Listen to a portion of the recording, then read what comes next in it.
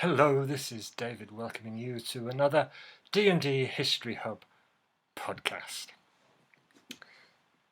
Early on Saturday morning, January the 16th, 1813, 14 men, confined by the cold stone walls of York Castle Prison in the north of England, awaited their imminent execution. They had earlier been separated into two groups of 7 because the gallows just wasn't long enough to accommodate all 14 at once. Scores of mounted and foot soldiers patrolled the approaches to the castle, while other troops guarded the gallows themselves, because this was going to be a public execution and the authorities did not want the crowd to get out of control. At 11 a.m, escorted by the under-sheriff and secured by chains, the first 7 shuffled onto the gallows while defiantly singing the old Methodist hymn, "Behold, the Saviour of Mankind." John Ogden, Nathan Hoyle, Joseph Crowther, John Hill, John Walker, Jonathan Dean, and Thomas Brooke were then launched into eternity, as the contemporary saying went, the crowd shrieking in unison as the condemned choked to their deaths. Their corpses were left to swing on the gallows until noon, when they were cut down and disposed of. At 1:30 p.m, the process was repeated. The remaining 7 condemned were led to the gallows again, singing a hymn. In minutes, John Swallow, John Batley, Joseph Fisher, William Hartley, James Haig, James Hay, and Job Hay were dead, choked to death on the end of a noose. These 14 men left behind a total of 13 widows and 57 children, and we can be sure that life would not be kind to any of them. Times were changing, and not for the better if you were poor. These executed men were Luddites, who, along with others on the 11th of April 1812, had attacked William Cartwright's Rawfolds Mill at Liversedge in West Yorkshire. Their aim was to smash newly installed machinery, which had replaced skilled textile workers who had previously done most of this work by hand or by machines that they were familiar with. The authorities acted with brutal efficiency to what they saw as a menace and a threat to the good order of society, and spared no effort to round up the perpetrators. Now, today, the word Luddite is most often used to describe someone, and not unlike myself, who's a bit of a technophobe. I don't like or don't even understand new technology and resist its adoption for as long as they can hold out against the remorseless advance of the new. But historically, it refers to a group of people in early 19th century England who, between the years 1811 to 1816, sought to smash and wreck new kinds of machinery installed in mills and factories operating within the textile industry. They'd seen these mills, they had seen the machines, they had seen the future, and it didn't include them. And that, back in the early 19th century, was bad news indeed. A man with no work was a dead man walking.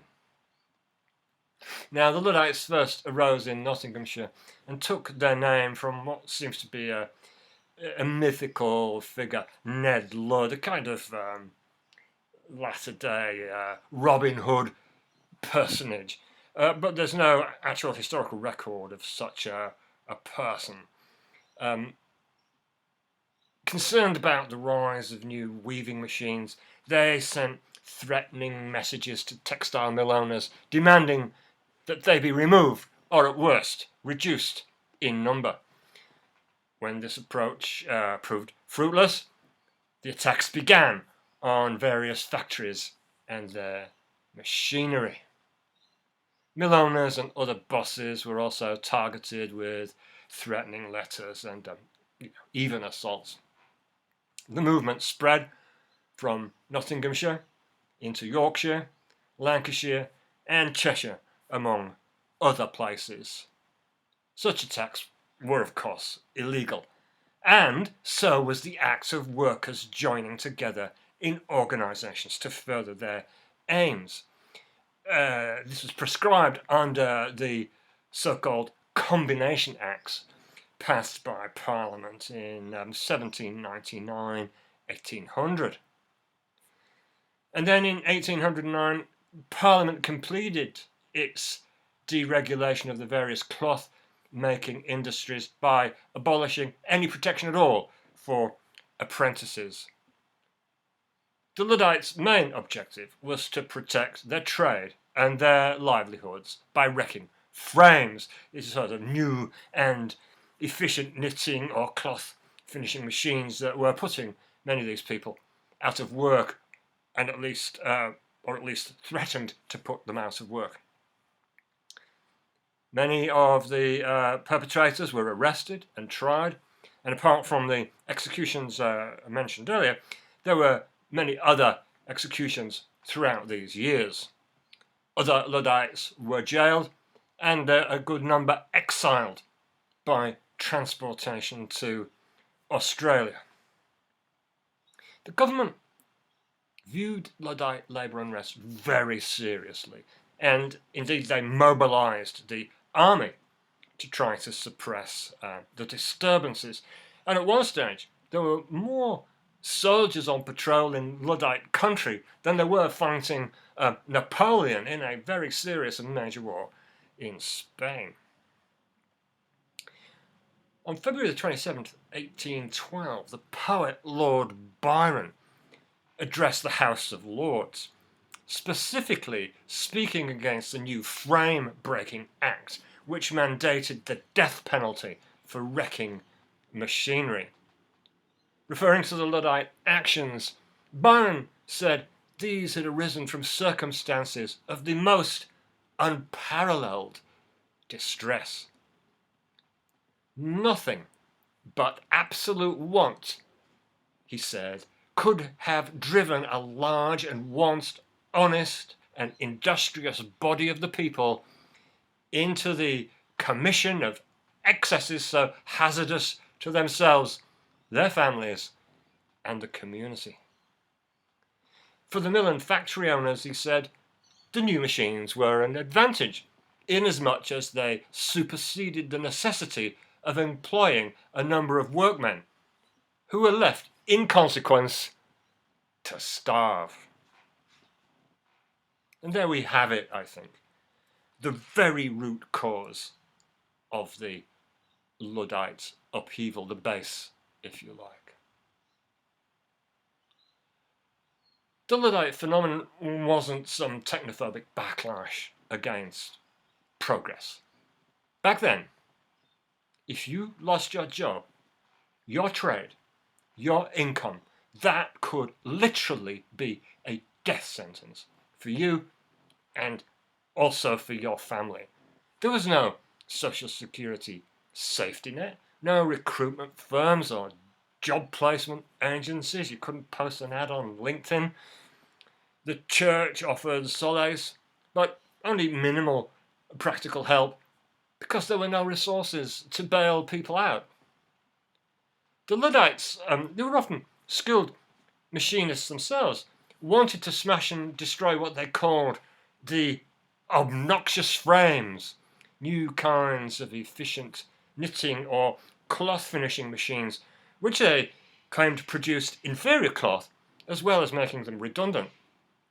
They were protecting their trade which, more than a job, was a culture, a social identity. It was a community, as well as a technique or a set of work practices. Now, as the great English historian, well, I think he's great, English historian E.P. Thompson noted in his classic book, The Making of the English Working Class, speaking of those caught up in the wrong side of the Industrial Revolution, he said this: their crafts and traditions may have been dying. Their hostility to the new industrialism may have been backward looking. Their insurrectionary conspiracies may have been foolhardy. But they lived through these times of acute social disturbance, and we did not. Their aspirations were valid in terms of their own experience. Now, not all of the Luddites were idealists who wanted to turn the clock back to the old era. Luddite groups inevitably attracted mostly young men who fancied a fight or a riot or a bit of thievery. And so many times Luddite attacks on mills and factories ended not just in the wrecking of machinery, but in physical violence against those who did dare to intervene. Now, the Luddite movement eventually fizzled out with a brief resurgence in 1816-17. The executions, the jailings, the transportations of captured Luddites, these really did have an impact. There were a lot of widows and orphans going around. There was another thing too. They presented no alternative to the new machines. It was much as, stay as we are. But as the historian Martin I. Thomas states, it is not reasonable to say that the Luddites of 1812 should have been prepared to ignore their own short-term comforts for the benefit of later generations. They operated within their own immediate context and not within the context of long-term industrial development. They were tactically wrong in believing they could successfully resist mechanization in their own industries, but they were not morally wrong to wish to do this when their very existence might seem to be, and might in fact be, threatened.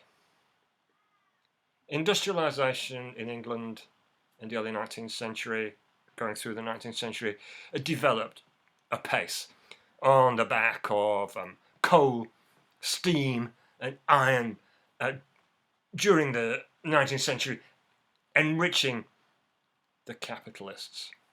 But it was not necessarily a good news story for the new working class who found themselves more or less imprisoned in the brutal new factory system, which only reformed at tortoise-like pace, and the housing that was available to the working classes was utterly squalid and revolting. You check out Engels' book on Manchester in the 1840s. It's very interesting.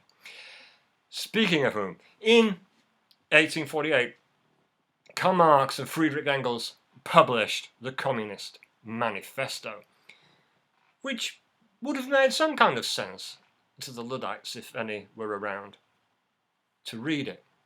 They said, constant revolutionizing of production, uninterrupted disturbance of all social conditions, everlasting uncertainty and agitation distinguished the bourgeois epoch from all early ones, wrote Marx and Engels.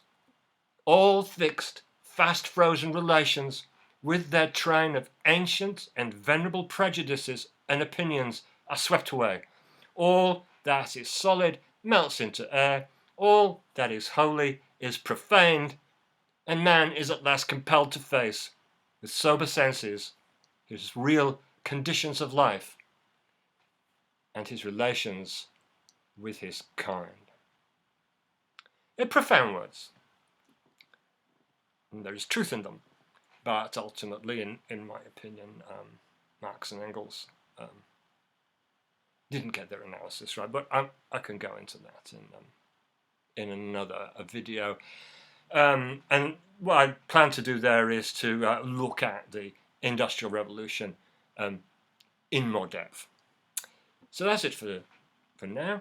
Thank you very much for watching and listening. If you like this podcast, please give us a like and subscribe. Well, that would be very kind of you. Very nice. So thank you and goodbye.